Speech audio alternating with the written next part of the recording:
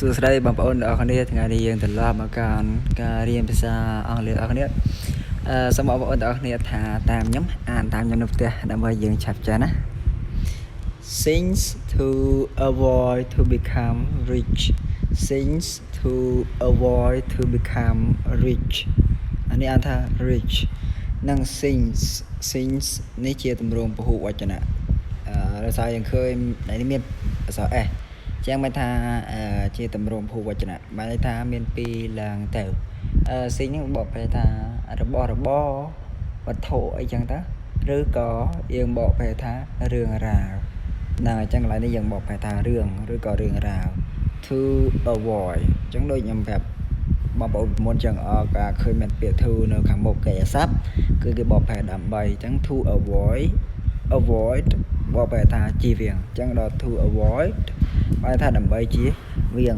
អញ្ចឹងកន្លែងនេះយើងបកប្រែថារឿងត្រូវជៀសវាងឬក៏យើងបកប្រែថារឿងដើម្បីជៀសវាងក៏បានដែរ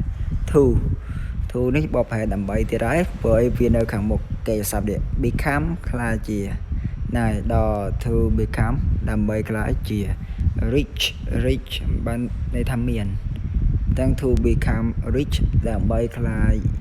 ជាមានបានថាដើម្បីក្លាយជាអ្នកមាន rich ហ្នឹងបានថាមានណា do to become rich បកប្រែថាដើម្បីក្លាយជាអ្នកមានអញ្ចឹងយើងបកប្រែទាំងអស់ហ្នឹងថារឿងត្រូវជៀសវាងដើម្បីក្លាយជាអ្នកមានឬក៏យើងបកប្រែថារឿងដើម្បីជៀសវាង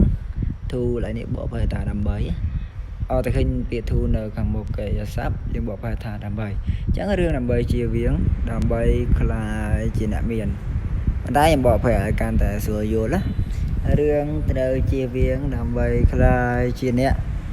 មាននឹងឲ្យសង្ឃឹមថាបងប្អូនយល់ហើយបើបងប្អូនអត់តន់ច្បាស់កន្លែងណាបងប្អូនអាច comment សួរខ្ញុំបានណាព្រោះពេលខ្លះខ្ញុំយល់អត់តន់គ្រប់ចុងចូលអញ្ចឹងបងប្អូនអាចប្រាប់ខ្ញុំបានណាឥឡូវមើលទៀត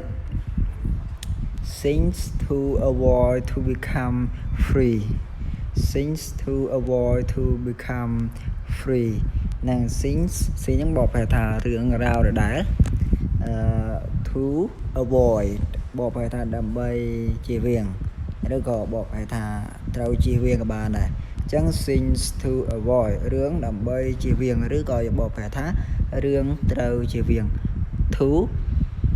នេះយើងបកប្រែដើម្បីដដែលព្រោះវានៅខាងមុខកិរិយាសព្ទ to become ដើម្បីក្លាយជា free នេះបកប្រែថា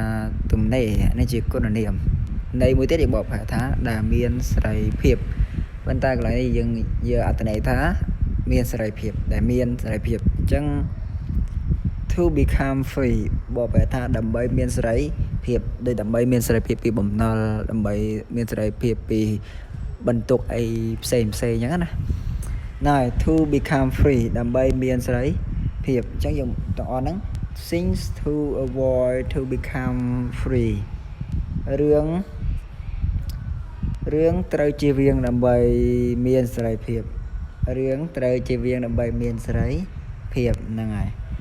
ណែមេរៀនខ្ញុំមានតែប៉ុណ្្នឹងទេហើយបងប្អូនអត់យល់កន្លែងណាអីបងប្អូនអាច comment សួរបានហើយកុំភ្លេចបងប្អូនចូលក្នុង description មើលមេរៀនបកប្រែទាំងអស់ផងនៅក្នុង link ខ្ញុំដាក់ខាងក្រៅសូមជួយ subscribe មួយម្នាក់ផងបាទអរគុណ